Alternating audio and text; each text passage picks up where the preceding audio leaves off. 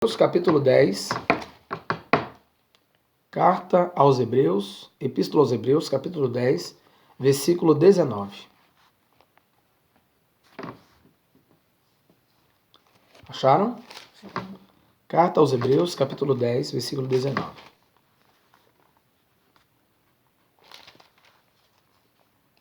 Exortação à perseverança na fé. Diz assim o versículo 19. Tendo, pois, irmãos, ousadia para entrar no santuário, pelo sangue de Jesus, pelo novo e vivo caminho que ele nos consagrou, pelo véu, isto é, pela sua carne. E tendo um grande sacerdote sobre a casa de Deus, cheguemo-nos com verdadeiro coração, em inteira certeza de fé, tendo o coração purificado da má consciência e o corpo lavado com água limpa. Retenhamos firmes a confissão da nossa esperança, porque fiel é o que prometeu. Muito bem. A Epístola Geral aos Hebreus, capítulo 10, versículo 19, ela fala sobre a lei e a graça.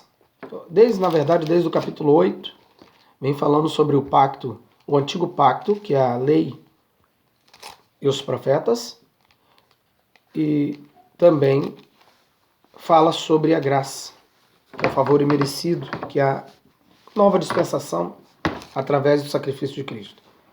Mas especificamente o capítulo 10, no versículo 1, diz assim: porque tendo a lei a sombra dos bens futuros, e não a imagem exata das coisas, nunca, pelos mesmos sacrifícios que continuamente se oferecem em cada ano, pode aperfeiçoar os que a eles se chegam. Então, nós já entendemos que pelo antigo pacto, a lei e os profetas, a antiga aliança com o povo de Israel, seria, como diz o texto, nunca, pelos mesmos sacrifícios, podem aperfeiçoar a quem se chega a Deus através dos sacrifícios. Na verdade, todos os mandamentos e as leis são apenas para apontar e para aperfeiçoar até que chegasse a posteridade, que é Cristo, que é o descendente da mulher. Então, o texto diz no versículo 1 do capítulo 10 que a lei era uma sombra dos bens futuros. Ora, nós sabemos que tudo que é, meus filhos, sombra, tem uma imagem verdadeira. Já começa por aqui. Eu quero dizer para quem vai ver esse vídeo, que eu estou gravando esse vídeo individual apontando para mim, mas este aqui é um culto doméstico que eu, minha esposa Priscila, meus filhos Israel, Kemuel e Emanuel, bebê, nós fazemos todo domingo na nossa casa. Então, a partir de hoje, eu resolvi filmar essa mensagem. Então, por isso que vocês vão ver esse vídeo, vão me ver direcionando a eles aqui. E vocês podem se alimentar também da palavra de Deus. Por isso, vão ver sempre que eu vou estar direcionando aos meus filhos, à minha esposa, a palavra, mas vocês também estão recebendo essa mensagem da parte de Deus.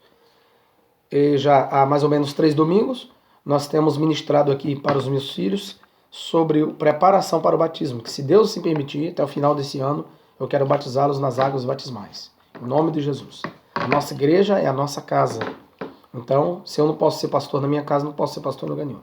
Então, se eu tenho que batizar alguém, tem que começar pela minha casa, pelos meus filhos.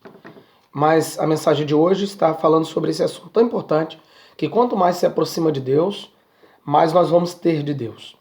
E uma forma de se aproximar de Deus é o batismo em águas, aceitar Jesus como Salvador, e a primeira ordenança, que é o batismo em águas, e depois a segunda ordenança, que é a ser do Senhor. Mas nós hoje vamos estar trazendo essa mensagem, Hebreus capítulo 10, a partir do verso de número 19. Mas eu citei o versículo 1 do capítulo 10, que fala que a lei é uma sombra apenas das coisas futuras. Ou seja, e o próprio texto aos Hebreus diz, Israel Kemuel, que se a lei ela é uma sombra dos bens futuros, ela não é a imagem exata das coisas. Então quer dizer que a imagem exata das coisas é Cristo. Quer ver? Se nós voltarmos à carta ou epístola aos Hebreus, no capítulo de número 1, isso, capítulo de número 1, volte lá. Hebreus, capítulo número 1, você que está vendo esse vídeo também pode voltar. Nós estamos falando Hebreus 10, verso 1, e depois verso 19 em diante nós vamos ministrar a palavra. Mas eu estou relembrando que a lei não é a imagem exata das coisas. Ela foi importante, a lei é impotente para salvar, disse Paulo aos Gálatas, aos crentes da Galácia, ela é importante para salvar, porém, ela é perfeita, a lei é perfeita, mas ela não tem poder para salvar, nem com seus sacrifícios, nem com os mandamentos. Mas a função da lei era o aio, era o apoio, até que chegasse a graça em Cristo Jesus para trazer a salvação. Mas ela é muito importante, porque a Bíblia diz que o fim da lei, disse Paulo aos Gálatas, é Cristo. Então, Cristo cumpriu toda a lei. Quem obedece a Cristo, a lei de Cristo, obedece toda a lei. Mas, para provar que a lei não é a imagem exata das coisas, nós vamos provar quem é a imagem verdadeira. Para ver de quem que a lei, durante todos os séculos, antes que Cristo viesse à Terra, quem é que a lei era sombra? Vamos ver, versículo 3. Hebreus capítulo 1, versículo 3 diz assim. Falando de Jesus Cristo, Filho de Deus, o qual, sendo o resplendor da sua glória e a expressa imagem da sua pessoa, e sustentando todas as coisas pela palavra do seu poder, havendo feito por si mesmo a purificação dos nossos pecados, assentou-se à destra, à direita da majestade nas alturas. Ok? Então aqui está quem é a imagem exata das coisas, é Cristo. Cristo é a real imagem da salvação, a real imagem de Deus, e o próprio Deus se manifesta em Cristo Jesus. Então a lei ela só tinha esse poder.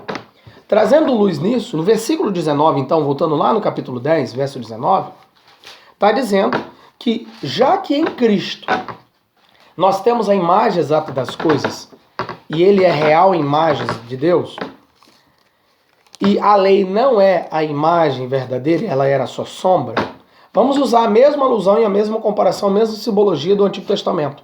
Porque no Antigo Testamento tinha um santuário terrestre, que era montado no deserto, né? A gente chama de tabernáculo do deserto, em que os filhos de Israel, principalmente a tribo de Levi, carregavam nos seus ombros esse tabernáculo móvel, ordenado por Deus no Monte Sinai a Moisés. Então, ali era um santuário terrestre que durante 40 anos no deserto, o povo de Israel carregou. E depois, alguns anos depois, muitos anos depois, quase 400 anos depois, ainda esse tabernáculo existia montado ainda no meio de Israel, depois que Israel tomou todas as cidades que Deus havia prometido, a terra prometida. Só lá em Davi e Salomão que foi construído o templo. Então nós não estamos falando aqui no versículo 19, que diz assim, temo, pois, irmãos, ousadia para entrar no santuário pelo sangue de Jesus. Na antiga lei, que era a sombra das coisas futuras, se entrava num santuário humano e levava sangue de bodes, de touros, de animais, de ovelhas e de cabras. Só que agora nós não estamos mais falando de um santuário terrestre, da terra. Nós estamos falando de ter a ousadia, no versículo 19, de entrar no santuário celeste. E não é mais com o sangue de animais, mas agora é pelo sangue de Jesus Cristo. Esse é o segredo. Aqui está. Então, primeira coisa do versículo 19 que nós temos que ter, capítulo 10, verso 19, nós temos que ter ousadia. Muita ousadia. O que é ousadia? Coragem. O apóstolo Paulo diz que nós não recebemos um espírito de medo e de covardia. Nós recebemos um espírito de ousadia e de coragem. Então, nós podemos nos apresentar a Deus pelo nome de Jesus com muita ousadia e coragem. O versículo 20 diz, pelo novo e vivo caminho que ele nos consagrou pelo véu, isto é, pela sua carne. Olha só, lembre-se de que no Antigo Testamento, lá no Gênesis, teve um caminho, que existia o caminho para a árvore da vida. Esse caminho para a árvore da vida dava acesso literalmente à árvore da vida, que era caminho para a árvore da vida. Só que o ser humano, Adão e Eva, tinha toda a disponibilidade para se alimentar daquela árvore, daquele fruto, para viver eternamente. Mas nós já sabemos, pela doutrina bíblica, que eles escolheram comer do fruto da árvore do conhecimento do bem e do mal, e o próprio Deus já havia dito para eles que se eles pelo menos tocassem ou comessem, morreria. Eles começaram a morrer porque a vida começa onde a morte termina. Entendeu? Ou seja, se Deus falou, vocês vão morrer. Então, como que Deus cria o homem? Deus cria o homem no espírito e o homem no corpo. Então, a morte, na verdade, começa onde a vida começa também. Isso é filosófico, teologicamente. Quem quiser, entenda. Quem tem ouvidos, entenda. Preste atenção. Deus primeiro gera um espírito humano, depois Deus forma um corpo da terra, Adão, e depois Deus sopra, a Neshama, no nariz do homem o fôlego de vida, e a Bíblia diz que o homem se torna uma alma vivente. Então o homem não tem uma alma vivente, ele é uma alma. Um homem é uma alma que tem um corpo físico e um corpo espiritual, que é o espírito humano. Isso é ser humano. Então, dali em diante, agora Deus traçou um caminho que dava acesso à árvore da vida. Só que depois que o homem peca, nós já sabemos que Deus fecha esse caminho. Deus fecha o caminho com aqueles anjos que nós já aprendemos, os querubins, né? 2 anjos fecham o caminho com uma espada e não deixam mais o homem ter acesso à árvore da vida eterna. Fechou o caminho. E aí vem o escritor aos Hebreus trazendo alusão a isso agora no versículo 20. Pelo novo e vivo caminho que ele nos consagrou. Ou seja, Deus prepara agora um novo e vivo caminho que leva de novo à vida eterna através de Cristo. Porque o próprio Jesus disse, eu sou o caminho, eu sou o caminho, a verdade e a vida. E ele também é a própria árvore da vida eterna, né? E ele diz que ele é a árvore e nós somos os ramos. Então, veja que Jesus faz uma comparação muito profunda acerca disso. Então, ele mesmo é o caminho que leva a ele mesmo, né? Quando ele disse assim, vinde a mim todos que estáis cansados e oprimidos, que eu vos aliviarei. Ele é o caminho. Então, agora, o novo e vivo caminho foi preparado pelo sangue de Cristo. O apóstolo Pedro, na sua epístola geral, diz que nós devemos seguir as pisadas do mestre. Eu já havia dito para vocês, meus filhos, que era para... Nós lemos um texto que diz que o próprio Jesus, simbolicamente, profeticamente no Antigo Testamento, ele é aquele que pisa o lagar da ira de Deus sozinho. Lembra? E as suas vestes ficam salpicadas. Vai ser o dia da grande ira de Deus, na chamada final da grande tribulação no Armagedon, quando ele virá sobre, e todo olho verá, que nós cremos assim, e ele aniquilará todos os exércitos da terra, e também lançará no lago de fogo e enxofre o falso profeta e o anticristo, que serão os 2 governadores mundiais na área religiosa, na área política. E ele pisa o lagar da ira sozinho. Quando Jesus ele morre na cruz, uma coisa muito interessante aconteceu. Seus pés foram feridos. Seus pés foram feridos. E em Zacarias, o profeta menor, tem uma profecia que está escrito assim. Que feridas são essas nas suas mãos? E que feridas são essas nos seus pés? A profecia está perguntando para o Cristo, profeticamente em Zacarias. E ele diz assim, essas feridas foram que eu adquiri na casa dos meus amigos, Israel. Então está falando do Cristo, que ele foi ferido nas mãos e nos pés. Então quando o apóstolo Pedro diz que nós devemos seguir as pisadas do mestre, é como parece que nós vemos Jesus andando, seus pés feridos com sangue e as suas pisadas deixando marca de sangue. E nós seguimos essa marca de sangue, que é o novo e vivo caminho pelo sacrifício de Cristo, pelo sangue de Jesus. Está entendendo isso? Isso é muito sério. Então, agora nós temos um novo e vivo caminho. Agora, outra coisa interessante, pelo véu. Quando Jesus morre na cruz, algo físico acontece. Quando ele disse assim na cruz, tetelestai, está consumado,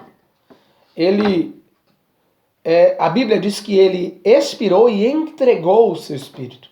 A morte não matou Jesus.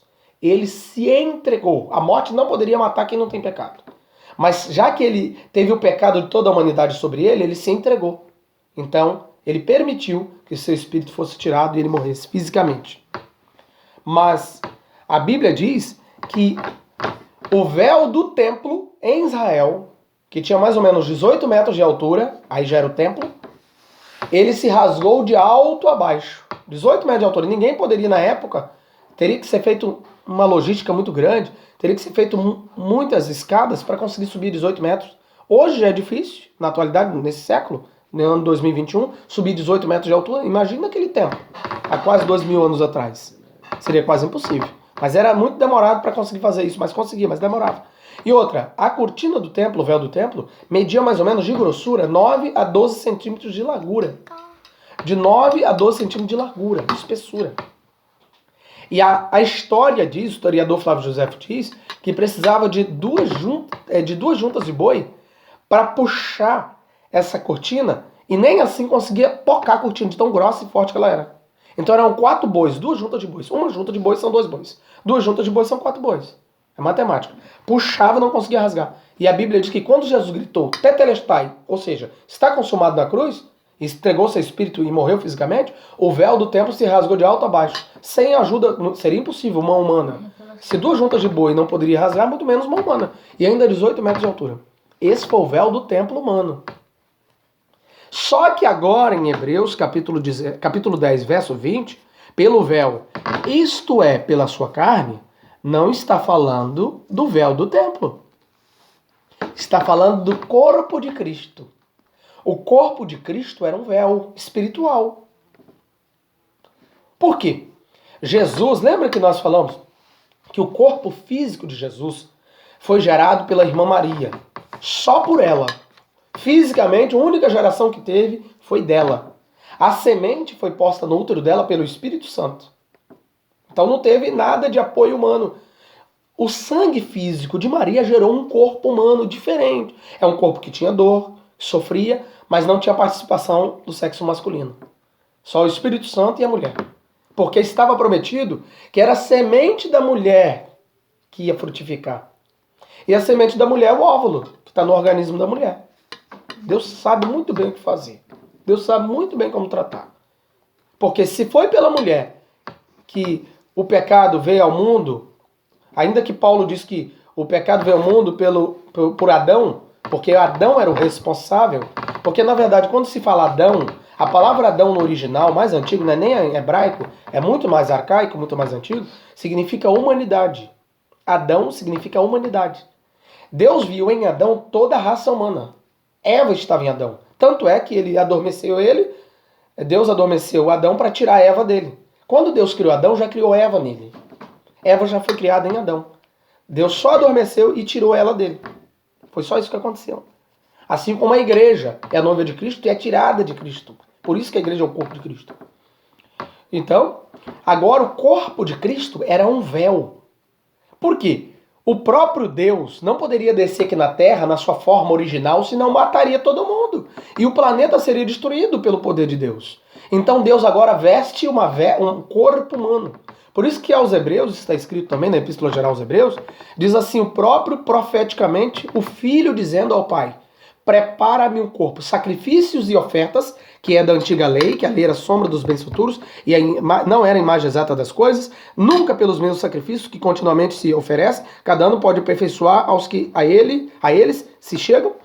Seria impossível que os sacrifícios humanos pudessem sanar o pecado humano. Então, e muito menos que o sacrifício pudesse apagar pecado. Então agora o próprio Deus, em forma de Cristo, diz, prepara-me um corpo. Então, foi preparado um corpo físico especificamente. Para que acontecesse o que está escrito, olha só, você que está em casa pode abrir Colossenses, capítulo de número 2. Israel e Kemuel também aqui, pode abrir também. Colossenses é um dos textos, para mim, maravilhosos da Bíblia Sagrada. Quem quiser participar comigo, participe. Capítulo 2? Colossenses, capítulo 2, pode falar. Colossenses, capítulo 2, versículo de número 9. Olha o que é o véu, que é o corpo de Cristo. Olha o que estava dentro desse corpo. Olha o que o corpo de Cristo era um véu. Dentro tinha muita coisa. Assim como o véu do templo se rasgou e deu acesso. Porque atrás do véu do templo, é bom a gente lembrar que estava o quê? A Arca da Aliança, que era o símbolo maior, e até hoje é em Israel o símbolo maior da presença de Deus. Atrás do véu. Então, o escritor aos Hebreus usa o mesmo exemplo, dizendo que o corpo de Cristo era apenas um véu. E o que estava dentro do corpo era superior. Assim como o que estava atrás do véu do templo do santuário. Olha o que está em Colossenses capítulo 2, versículo 9. Graças a Deus o Espírito Santo nunca me deixa só e sempre me faz lembrar. Porque nele habita corporalmente toda a plenitude da divindade. Aqui está, coisa maravilhosa do texto sagrado. As revelações da Bíblia estão aqui. Então veja bem que o que está dizendo em Hebreus 10, versículo 20, a parte B pode-se dizer pelo véu, isto é, pela sua carne, é o que está em Colossenses 2, versículo 9. Porque nele habita corporalmente, no véu, que é o corpo, toda a plenitude da divindade. Então dentro desse véu, que era o corpo de Cristo, estava toda a plenitude da divindade. Por isso que quando ele ressurge de entre os mortos, ele está com um corpo renovado, ele está com um novo corpo imortal e incorruptível. Ele diz, olha, agora é-me dado todo o poder nos céus e na terra, plenitude da divindade. Entenderam isso? Compreenderam? Quem compreende isso aqui não deixa Jesus nunca. Deixa Jesus nunca. É por isso que esses 30 anos eu sirvo. Não tem como deixar. Ó, na verdade eu tenho 40, né? Mas aceitei a Cristo com 8, 10. Aí o versículo 21. E tendo um grande sacerdote sobre a casa de Deus. Quem é um grande sacerdote? O sumo sacerdote. É o próprio Cristo. É o próprio Jesus. Ele mesmo é o sacerdote, ou seja, ele é o intercessor. Ele é aquele que intercede. Né? É aquele que intercede por nós. Vamos continuar. Versículo 22. Chegamo-nos com verdadeiro coração, inteira certeza de fé, tendo o coração, que é a alma, purificado da má consciência e o corpo lavado com água limpa. Está falando de um corpo espiritual e um corpo físico também. Retenhamos firmes a confissão da nossa esperança, porque fiel é o que prometeu. Agora vamos voltar. Então, já que tem um novo e vivo caminho, que está aberto através do sacrifício de Cristo, e o véu que é o corpo dele foi rasgado. Porque assim como ele disse, Tetelestai está consumado, e o véu do templo, do santuário, na época em Israel, rasgou-se de alto a baixo, a 18 metros de altura, e deu acesso à Arca da Aliança, e houve um grande terremoto, e muitos santos dos que estavam mortos ressuscitaram e andaram pela cidade de Jerusalém, é o que está escrito, que aí está a parte da primeira ressurreição, é o que está na Bíblia. Então agora, o texto está dizendo que o véu, que é o corpo dele, foi rasgado. Aonde que o véu do corpo foi rasgado? Vocês lembram? Aonde que o corpo de Cristo foi rasgado? Nas mãos e nos pés. As mãos e os pés. É o véu. E depois, para confirmar que ele estava morto, furaram o seu lado. E quando furaram o lado dele, pode-se dizer que é próximo à costela, furaram uma Bíblia, não vamos entrar em detalhes se é direita ou esquerda, não interessa. Né? Isso não interessa para a doutrina.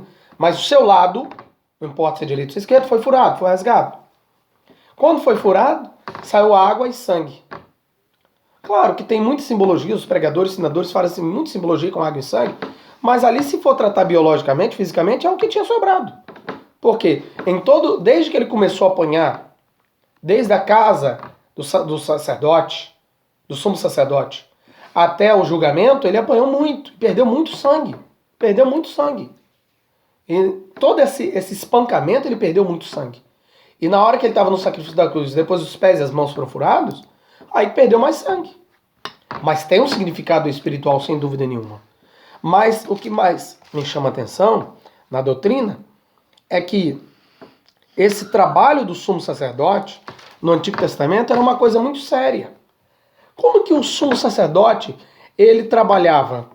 Ele pegava o animal, vamos falar do sumo sacerdote, porque existem sacerdotes, existe o sumo sacerdote. O sumo sacerdote, ele trabalhava oficialmente, só ele poderia entrar uma vez no ano no Santo dos Santos, né? Que era dentro do santuário, onde estava a Arca da Aliança. E uma vez no ano, ele fazia o sacrifício de um animal, primeiro para ele e para a família dele, e depois ele fazia um sacrifício para toda a nação de Israel. E ele tinha que entrar atrás do véu com o sangue daquele animal. Ele aspergia, porque a Arca da Aliança, quem estuda a Bíblia, vai saber. Quem não sabe, só entrar aí no Google que você vai achar. Coloca lá como que era o modelo da Arca da Aliança. Era mais ou menos retangular, quadrado. Então, as 4 pontas que tinha da Arca da Aliança, ele tinha que aspergir o sangue do animal nas 4 pontas, e depois o restante do sangue do animal, ele tinha que jogar na base da arca. E quando esse sangue batia no chão, ele clamava. Espiritualmente, simbolicamente, quando o sangue do animal batia no chão, depois de ter escorrido, vocês vão entender, na Arca da Aliança e batia no chão, ele clamava por redenção. Assim como o sangue de Abel clamou pela redenção de Caim. Não clamou por vingança nunca. Nunca. Clamou por redenção do seu irmão, para perdoar seu irmão. Assim foi o sacrifício de Cristo. Quando ele foi crucificado na cruz, a mão e os pés no madeiro. Será que não escorreu sangue nenhum, gente? Tudo isso tem significado e tem simbologia, é real. Vale para a doutrina. O sangue dele escorreu sobre o madeiro e bateu no chão. Quando o sangue tocou no chão, tocou pela redenção da humanidade inteira. Por quê? Para redimir um Caim, precisa só de um Abel. Mas para redimir a humanidade inteira, só de um Jesus Cristo. Vou repetir. Para redenção e perdão de um Caim, só um Abel. Para a redenção e perdão dos pecados da humanidade inteira, é só um Jesus Cristo.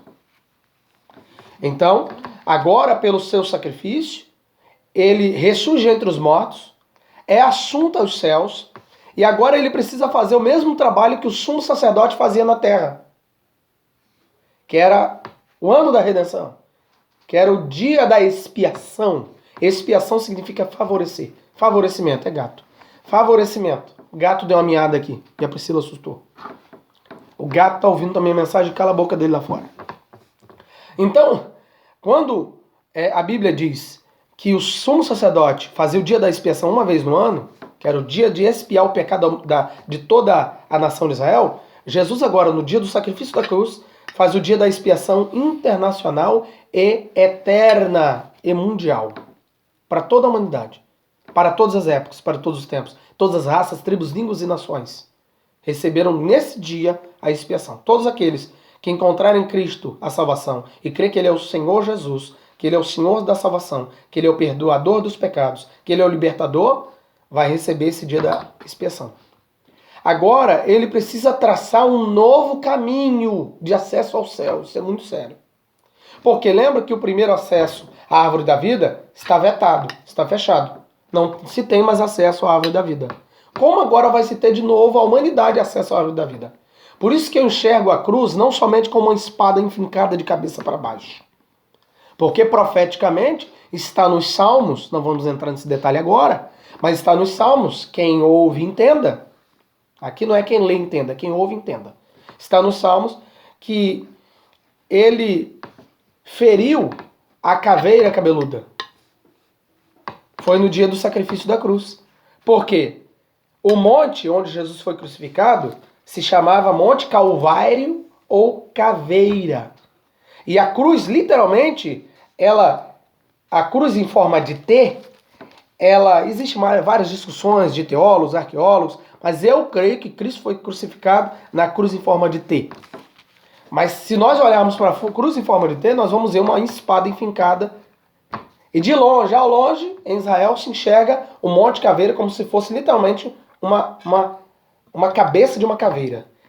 E ao longe a gente enxerga o vislumbre de uma cruz enfincada, como se fosse uma espada enfincada na cabeça dela, de Satanás. Isso tudo tem significado espiritual para quem é espiritual. Paulo disse que quem é carnal não entende nada de espiritual, só entende as coisas carnais. Quem é espiritual discerne as coisas espirituais. Então, quem ouvir essa mensagem aí e não entender é porque, desculpe, é carnal. Só entende quem é espiritual. Então agora ele precisava traçar, Israel que é Priscila, um novo caminho. Como que ele tinha que fazer isso agora? Ele tinha que fazer o mesmo serviço que o sumo sacerdote fazia na antiga lei, que era uma sombra dos bens futuros que é a graça. Que o sumo sacerdote, ele andava por um caminho que dava acesso à porta do santuário. Esse acesso desse caminho só o sumo sacerdote podia andar. Ninguém mais podia andar por esse caminho estreito. Porque quando Jesus foi morrer na cruz, Pedro, Tiago, João e nem os outros apóstolos poderiam ir com ele.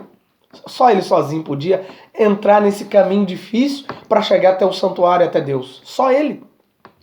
Por isso se diz que quem vem a mim, vem ao Pai. Né? Não vai, é vem. Né? Então, veja que ele tinha que traçar agora traçar o mesmo caminho que o sumo sacerdote traçava ou andava até chegar à porta do santuário para fazer os sacrifícios. E qual foi esse caminho? O caminho do sofrimento, do Getsemane, da dor, dos açoites, do espancamento, do sacrifício na cruz, da morte. Esse foi o caminho. E agora, depois de ressurreto, ele se apresenta diante dos seus, disse o apóstolo Paulo, que foi mais ou menos 500 irmãos, disse o apóstolo Paulo, explicando a Lucas nos Atos dos Apóstolos, e Pedro também explicou isso para ele. Foi mais ou menos 500 irmãos que viram Jesus ressurreto depois que ele ressuscitou dentre os mortos. Ele passou 40 dias mais ou menos entre os irmãos, dando uma explicação profunda de muita coisa que não foi escrita na Bíblia, mas que foi vivida pela igreja primitiva. E depois, quando ele assunta aos céus, ele dá a promessa, por isso que o texto termina aqui, de cheguemos com verdadeiro coração e inteira certeza de fé, tendo o coração purificado da má consciência e o corpo lavado com água limpa, e retenhamos a firme confissão da nossa esperança, porque é fiel o que prometeu, porque ele prometeu que vai vir buscar a igreja. Então agora ele tem que traçar um novo caminho. E agora, quando ele está no monte, lá em Atos, capítulo número 1, já ressurreto, depois de todo o sacrifício, depois de preparar o caminho, ele, como sumo sacerdote, ele tem que ir até o Pai e levar o sacrifício que é ele mesmo. Como que ele vai até o Pai se ele está em corpo humano? Por isso que ele ressuscitou dentre os mortos com um corpo imortal, incorruptível. Porque ele não poderia subir ao Pai se ele tivesse um corpo humano. Antes da morte, ele tinha um corpo humano que poderia ser ferido. Tanto é que foi ferido e ele permitiu que fosse morto. Cansava, dormia, comia, bebia. Ele não poderia ir ao Pai, literalmente. Agora, com o corpo espiritual, depois de ressurreto, ele estava com o corpo espiritual. Esse é o mesmo corpo, por isso que a Bíblia diz que Cristo é a primícia dos que dormem, ou dos que morrem fisicamente. Nosso corpo espiritual, físico e espiritual, será igual ao dele, incorruptível e imortal, conforme está em 1 Coríntios capítulo 15. A mesma coisa. Por isso que nós seremos e veremos como ele é. Então agora ele começa a ser levantado do chão, e conforme ele vai sendo levantado do chão, aparece na terra do nada 2 anjos.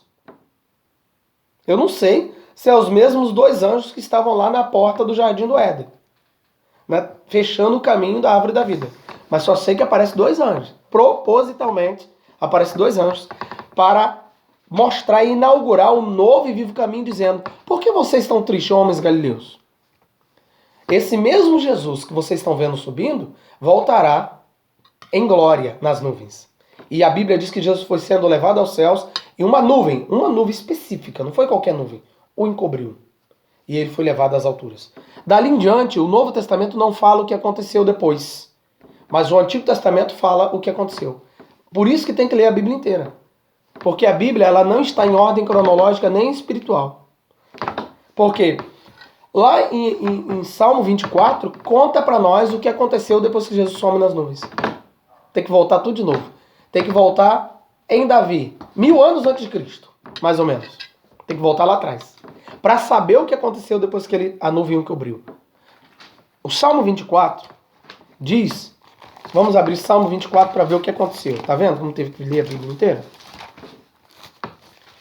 Você que está aí na sua casa vendo essa mensagem, você está se alimentando do que aqui em casa a gente se alimenta. A gente se alimenta disso aqui em casa. Salmo de número